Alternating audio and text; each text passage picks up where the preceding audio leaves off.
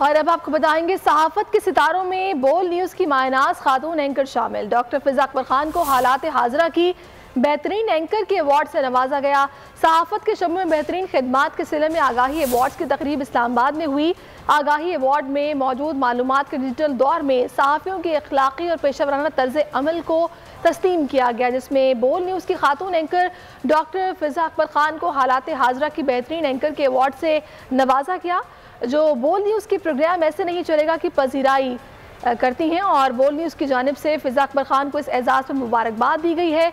आगाही award ने मुख्तलिफ शोबों में 70 सहाफ़ियों को उनकी बेहतरीन तहकीकाती और तख्लीकाती कारकर्दगी पर नवाजा गया। अवार्ड का मरकज़ गुमराहकुन, झूठी और बदनीयती पर मबनी मालूमात का मुकाबला करना है। सबसे पहले अल्लाह ताला की ज़ात का बहुत शुक्रिया, क्योंकि अल्लाह ताला की ज़ात ही है जो आपको इस काबिल बनाती है। और फिर माँ बाप की दुआ, और जो दुआ है वो कहते हैं ना आपको कहाँ तक पहुँचा देती है, और ख़ासतौर पर अगर माँ बाप से मिल जाए।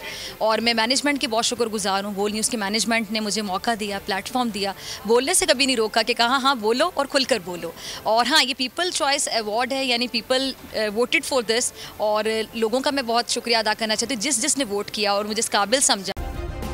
सब्सक्राइब करें और बेल दबाएं ताकि कोई खबर रह न जाए।